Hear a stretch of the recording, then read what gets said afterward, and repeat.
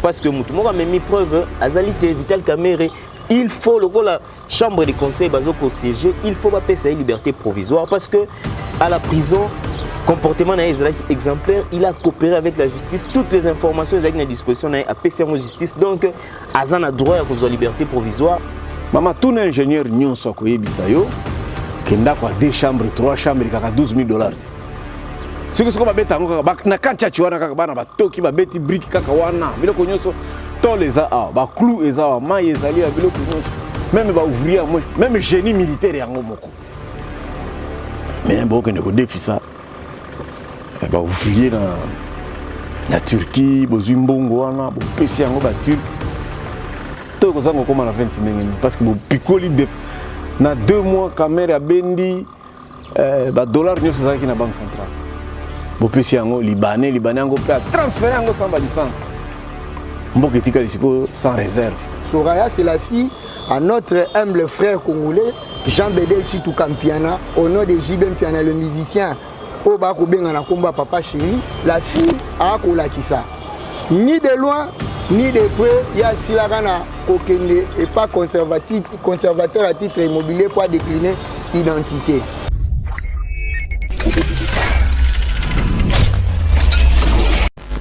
Mbote mingi na balandi nyonso balanda Kayeba TV de partout dans le monde puis pas puis vraiment bozo kabiso na kata émission na éco politique ouais mais la cabine toujours pas actualité politique ya mboka biso Congo le lot vraiment Yeba TV a salé une émission moko spéciale à travers émission na éco politique nous avons réussi pour vous quelques cadres ya mboka na biso où vraiment to ko faire réagir bango par rapport à l'actualité politique de notre pays kolandisa mana procès au Salema qui vraiment ya mwana mboka Vital Kamere Denga Sambi pendant 4 fois wazaki devant justice congolaise na yango lelo to poneli bino condensé ya ba réaction kolandisa mana UNC, UDPS et aussi FCC ba meka vraiment à travers ba propos na bango kolobela que penser bango par rapport à procès à mon amboka Vital Kamere ensemble ndenge to lobaka na Yeba TV to landa to ba o vraiment bande ko na biso ba ko loba o ba ko raisonner par rapport à ndenge procès sili bongo na ko se dérouler pendant ba procès elandi to landa.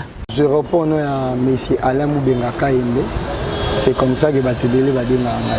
Merci Ndeko za congolais to landa ki biso ensemble ndenge procès à l'audio ezaki bongo 4e audience il y a mwana mboka Vital Kamere ndenge se présenter qui devant l'état et la justice congolaise on ko ba réaction na yo par rapport au non se déroulé qui lobby na procès wana.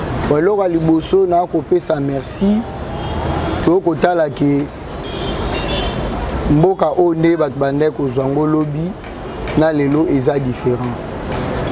Eza lolenge morote pour nani na koloba soko tali ezala ki pasi po omona mutu oyo aza parmi ba kozwa ba responsabilité minene na mboka tribunal bazuzi babenga ye pe avandi akosamba po biso ba congolais to ba vérité na mayemasila ki na koleka na makambo ya 100 jours ya chef de l'état. J'espère que e côté ya na ba batikali biso yon surtout tout monde a lolenge nini mboka yo ko kende na côté le mapo balobi c'est la justice qui élève une nation. Na mai auto kotala par rapport à dossier ya ndeko na biso Vital Kamere to komona e ko sala pasi lolenge makambo ko leka na kati mboko yo bato bazalaki censé ko protéger l'état na ndenge to komona la dossier to komona ke bango ndem bazalaki ko boma l'état pona nini to ko loba bongo. Lorsque tu as par rapport à Maï Oyo et Sali qui va me mailler pas bazuzi, bah collection un dossier tu as peut-être na lingala na etende na koloba o ba ko benga corruption. Ils en a kati et puis à part corruption bah collection détournement à 2 fois. Donc azan a 3 mitif ou Sali qui va benga liboso bazuzi détournement 2 fois détournement liboso bah collection. Il y a 57 millions et silico entre les directeurs et cabinet, M. Ousmane Jamal, et détournement entre directeurs et cabinet de Konabiso Jano Mouima, ou Azali Moko ya Baya Kusala Moussala na présidence ya makambo ya import et puis export. Et à Misatu Ezali Kolakisali sous famille, il y a Moko directeur de cabinet, auto Kolobana Lopoto corruption entre les directeurs de cabinet. na ndeko na biso ya Libanais oyo tokobenga na kombo ya Jamal. Bokomona bino moko ndenge procès koleka. Na yebi te kaka soki bato ya mayele nde faut baleka na ko comprendre maye oyo bazali na kosandisa. Lolenge ni lorsque okotala par rapport ya ba témoin po tuninga lobi ndenge lekanaki. Impression nanga na onga na silaki na komona lobi ponga na nanga moko ya bazuzi te oyo na koyi na kopesa ndingisa mena koloba kaka na mwandambo ya boyebi oyo nga na yebi.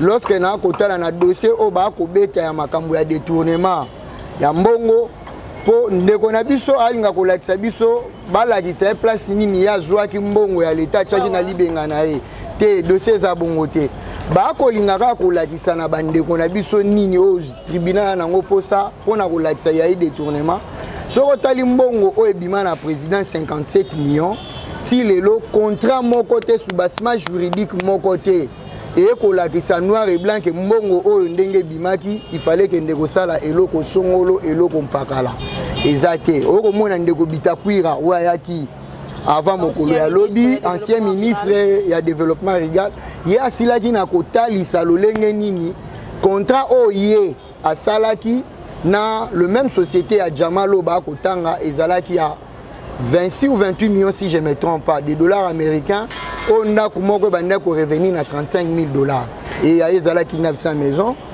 et Sorotali Abitakwira lorsque le directeur DGCMP a dit koloba okomona ke ba ko reconnaître loko Abitakwira o ya 28 millions mais lorsque ba ko tuna bango pona o etali makambu ya 57 millions bango nyonso tu ba koloba contrat mon côté et si la kana ko salema pour que 57 millions et bima et lorsque ba ko tuna ndeko na biso Vital Kamerhe a mekana ko lakisa biso contrat o esalaki po ba bimisa 57 millions j'espère que biso nyonso tout o komona lolenge nini a ko répondre na lolenge nini ba témoin ba ko loba po batuano bayaki ye mutu atangaki bango lorsque batuana nyonso tout baye mutu moko tazo ko reconnaître que mbongo ebimaki batu nyonso tout ba ko zala surpris devant bazuzike ezalaki na mbongo moko ebimaki 57 millions pona makambo etali bandako projet à 100 jours ezali na kati ya makambo ya chef de l'État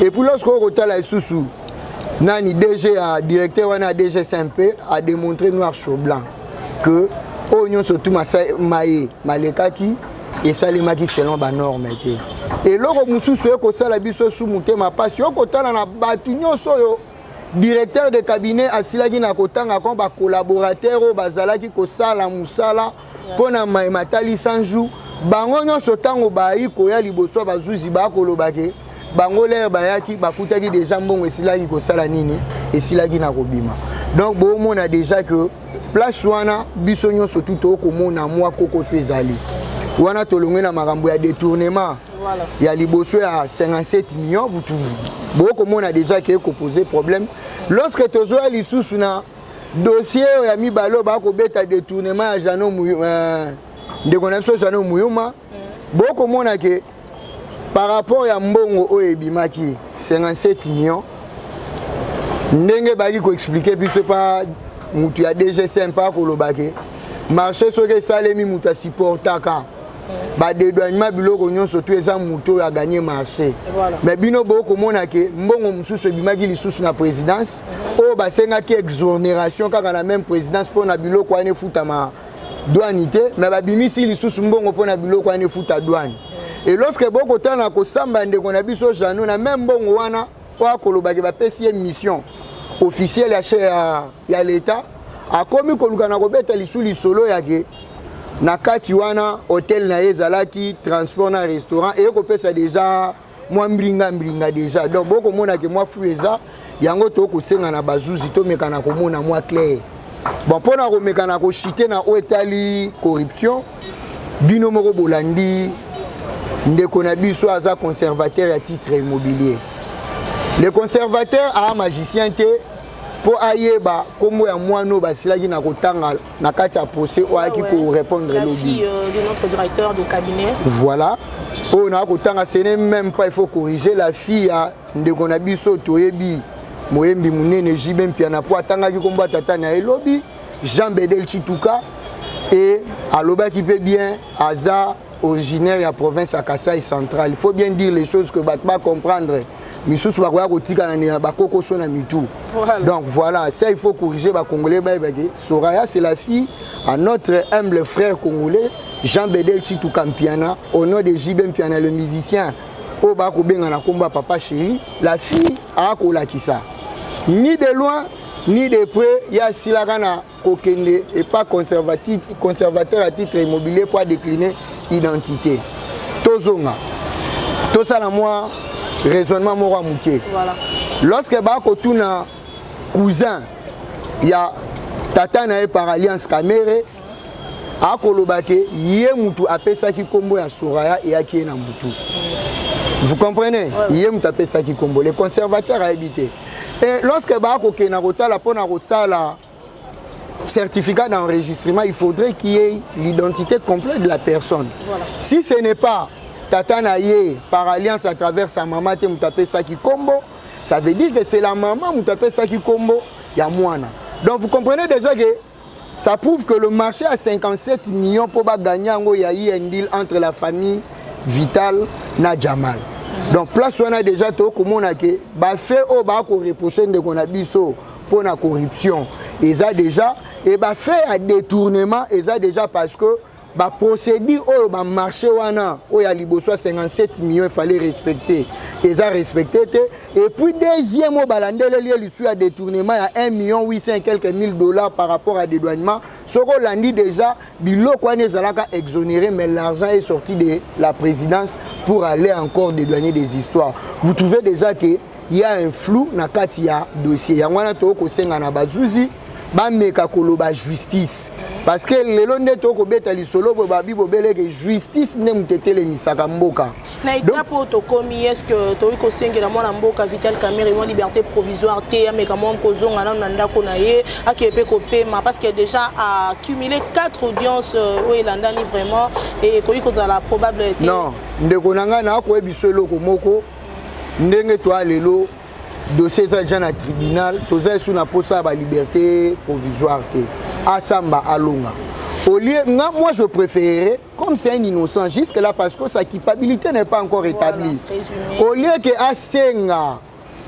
liberté provisoire ngana ko senga e azwa moi kinya a patienter pour déjà ça patienter si c'est 3 à 4 mois à koufiter aza mobali a patienter dossier ndeto ke nango ndenge bazuzi ba ke nango na ndimité ko zwa biso 6 mois ke a patienter asamba poto moni aza mobali ngakuti na ko féliciter lo lenge ya mayele oye ai ko se défendre nango ko soko tali pena neti ba avocat ne pona nga na ko lo baba oli ambongo pamba po caméra ko samba ye moko ça prouve à suffisance c'est un homme intelligent azo rassurer déjà défense na très bien comme ça il continue to zela il y a 2 ou 3 audiences koya.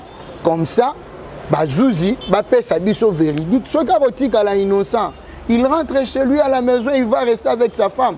Que a la liberté moko provisoire, a commis un couleur, samba boue, et quoi il va condamné. Au moins, tu as piqué crise à AVC. Moutou déjà qui est la liberté provisoire, il est condamné. L'air à l'obapouazonga. Ça, c'est un peu difficile. Et puis, quand tu as la liberté provisoire, ils ont faire dépenser les sous l'État mbongo. Parce que lorsqu'il va à la liberté provisoire, il y a un dossier où il a poursuivi et qu'il y a l'État a signé en résidence. Donc ça veut dire que les policiers ça c'est encore dépenser l'argent de l'État qui devait servir à autre chose pour des gens 100 jours. Il y a un préfabriqué tout le monde nucléaire. L'État a pour un présumé. Cité na kati ya makambu ya 100 jours en tout cas, ça c'est trop demandé à l'État. A patienter, a koufiter na bikaza mutasambela kaza na chapelet na ye. Donc a sala bobele lo samba makasi soka innocent a robima na mais soki a yi coupable en tout cas, il faut pas condamner pour et servir d'exemple na mboka ona batebele pour batebele ba bandaka ba désordre zaka ba directeur ba cabinet ba chef de l'État.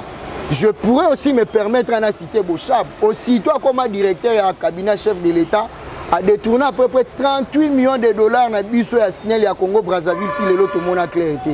Alors ça va servir à d'autres directeurs de cabinets qui viendront de ne plus tomber dans le même erreur. Donc, pour Nanga, na kosengo be na bazouzi, basala musala na bango oyo bango bakopesa biso comme résultat. En tout cas, je sais que éco servir de leçon pour na ba congolais nyonso bakoya na biso ba yo to tikali to na posa poto zwape ba posa responsabilité to comprendre que lobby ceux qui ba peso posa responsabilité au niveau de l'état et ça pour se servir mais pour servir nation congolaise. Merci. Donc nous attendons seulement le verdict de la justice. C'est à moi de vous remercier.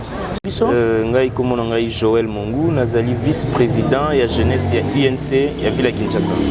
Merci beaucoup Ndeko Joël Mongu. Biso ensemble tolanda ki bongo procès à Mwanamboka Vital Kamerhe azali bongo directeur du cabinet chef de l'État. Asali déjà 4 fois à se présenter devant la justice congolaise kasi lobby ezaki vraiment mon collègue ezaki consacré na ba témoins ou ba ki vraiment ko témoigner na compte ya procès wana. Yo en tant que moko ya bato ba ko kamba Ligue de jeunes ya UNC puis congolais au mona ki procès wana le kaki ndenge. Oui, merci d'abord l'opportunité. Ndenge to bandaki ko lobango uta bandeli procès à Vital Kamerhe ezali procès politique. To yebi onyon sur les kaki manière bakangela qui lelo Vital Kamerhe a sali plus de 50 jours na prison à Makala. Raison ba memaki na Makala ezalaki ba confronter ye na ba témoins. Confrontation et salami, plus de 15 témoins baleki à la barre. Balobaki ba indice sérieux à culpabilité et zoko pesé sur Vital Kamerhe. Corruption, ndaku, tout ça. Mais ba témoignant sur baleki wana.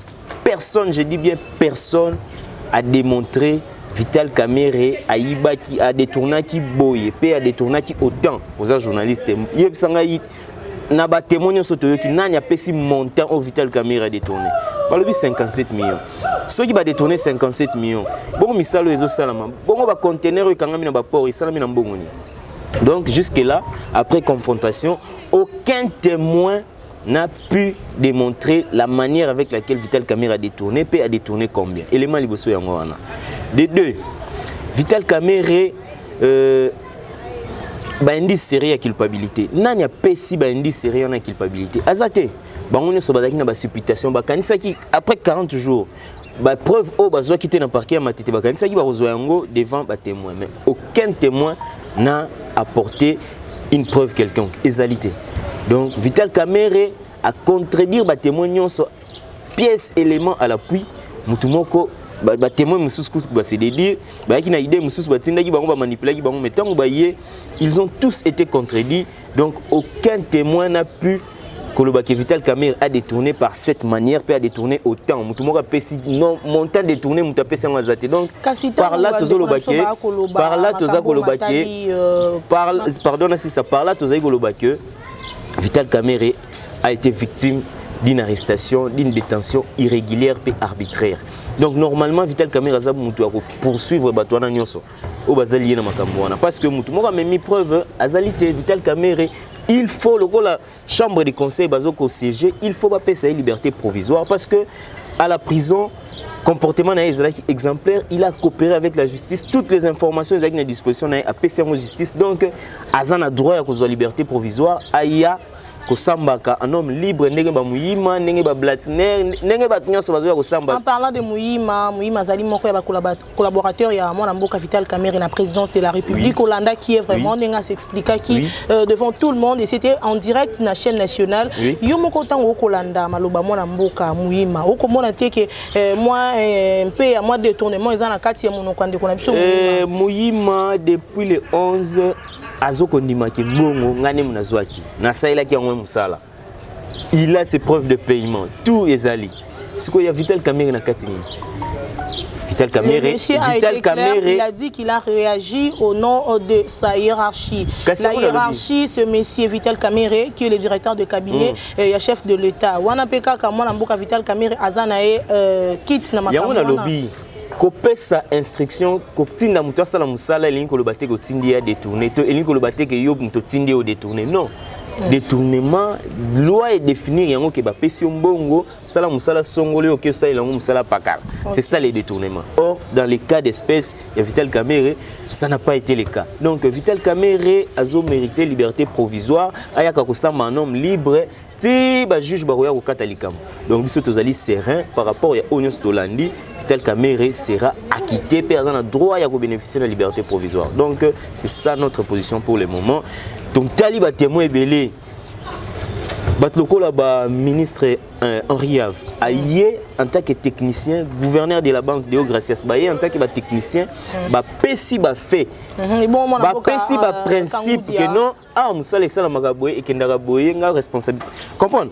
Baye sans rancune, mais au moment là témoin mususu baye na rancune, baye ko régler ba compte. Comme par exemple mais sur le Taliba déposition il y avait Nabiso Pierre Kangoudia par exemple.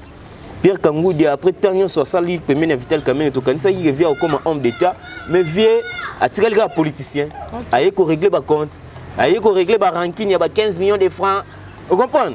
Or Vital Kamerhe, homme d'État lobby, ba secret à présidence de la République, ba secret à président Fachi, na okufa na mutema, na nimi, na la sous na prison. Vous comprenez? Grandeur.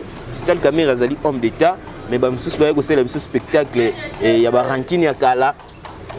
Muto a pesi opportunité libaku ya soir libaku ya poko apeno bimi otambole a pesi opportunité mona ma ya fulio mais ozo régler ba compte na magambo ezangati na donc Pierre Kangoudia aza kulutu na biso to respecter mingi mais abeti mabe.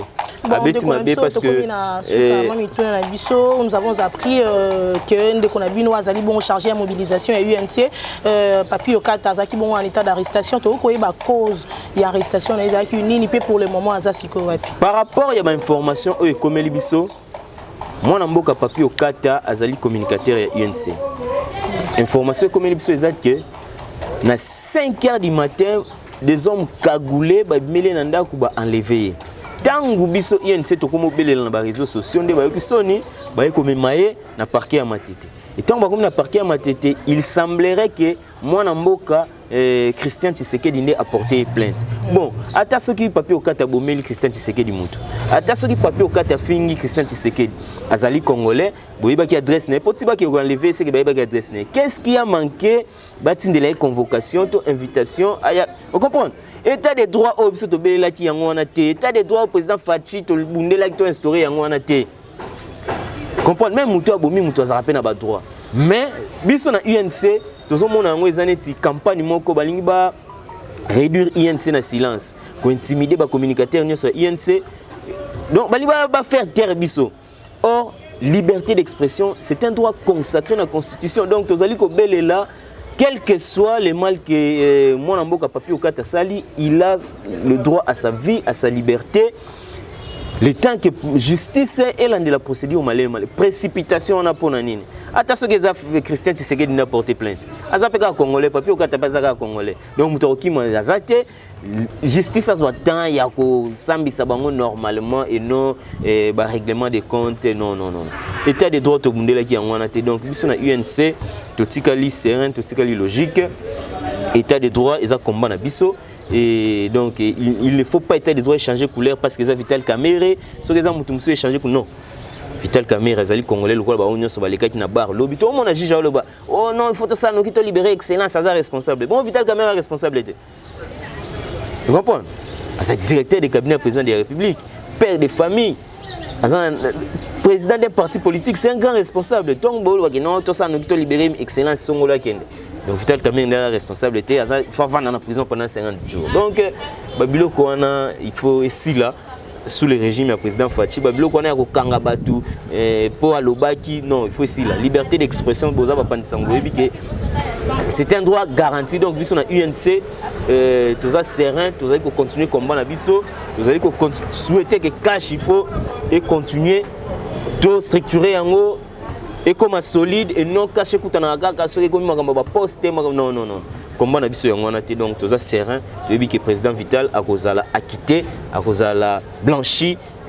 Affaire on est cause la sans suite parce que preuve mon réalité ba témoin ba leki donc il est réalité. Le tombeau est vide donc le tombeau est vraiment vide. Merci beaucoup. Merci maman. Comme on a Barnabé Mininganyo Vimana Isombia Nazali Mukambe ya Lingomba ya rassemblement des leaders congolais. Pe Nazali moko ya Bayi Panzisango ya les progressistes. Merci beaucoup, Président Wimana. Tolanda qui ensemble n'est vraiment progressé à moi l'amboka Vital Kamerhe n'est se déroule qui n'habité Yolanda qui en gros réaction dans les années par rapport à procès wana.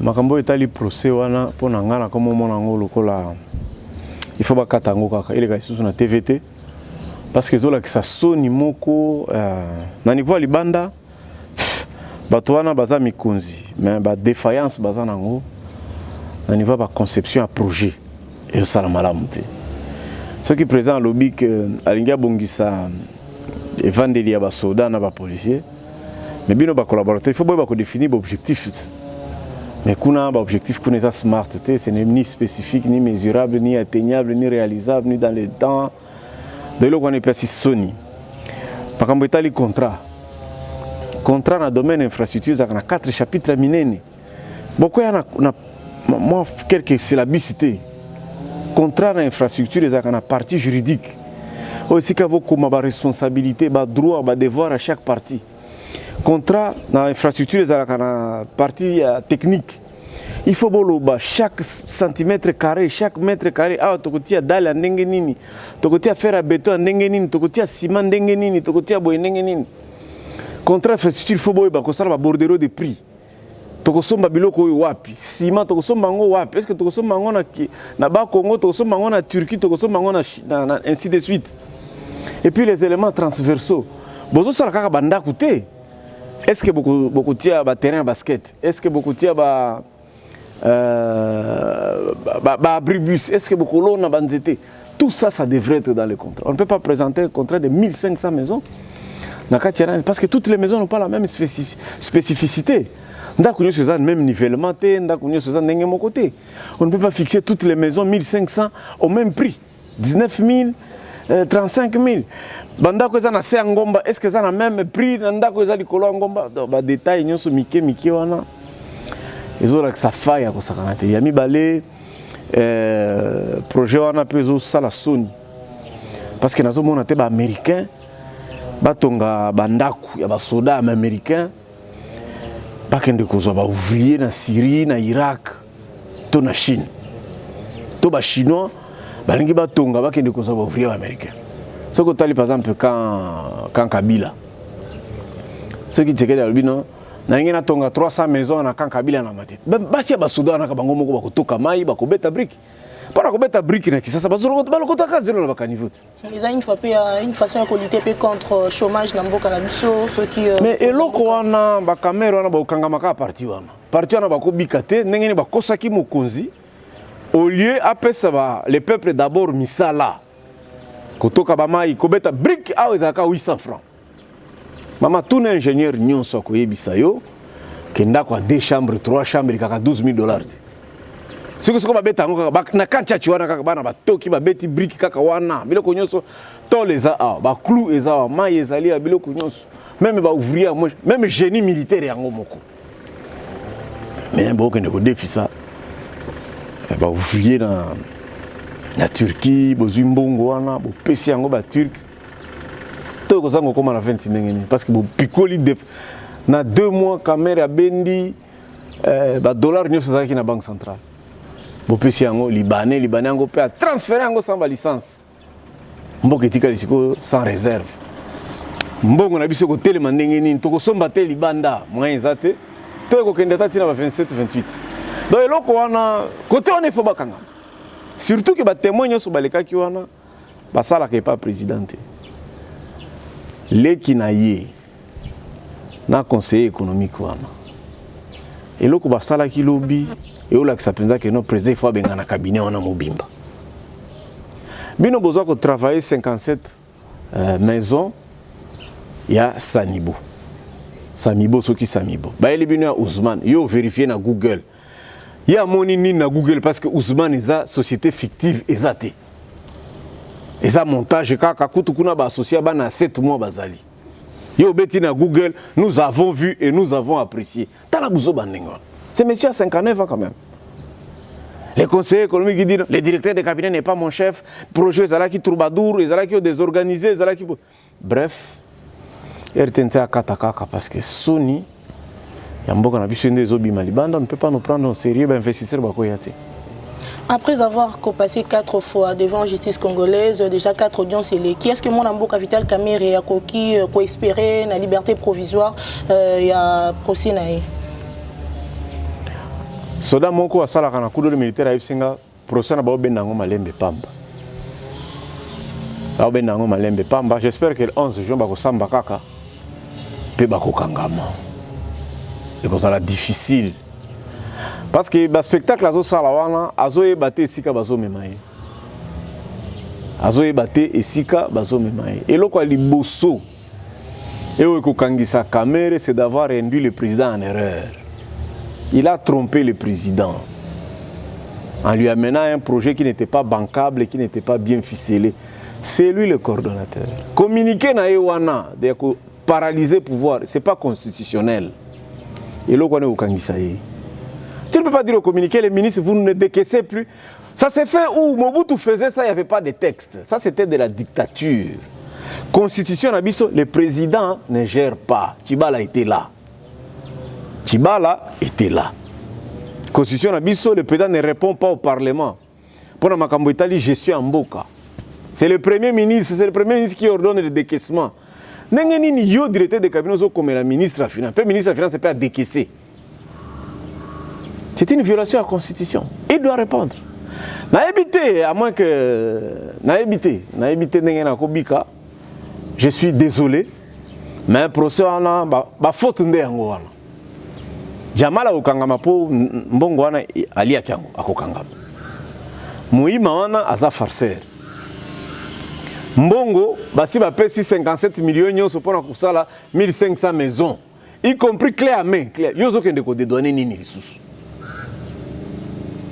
Et puis ba bisinga mbongo wana ba panzaki yango na Shoprite. Na restaurant za soki le palais, wana nde ba panzanaki. Et puis ayebi ko samba te do ba okanga bango. Na ebité na nakobika, nga na ebité. Ba témoins ne sont pas concernés, mais ba kobika te. Ba kobika te. Merci beaucoup. Merci.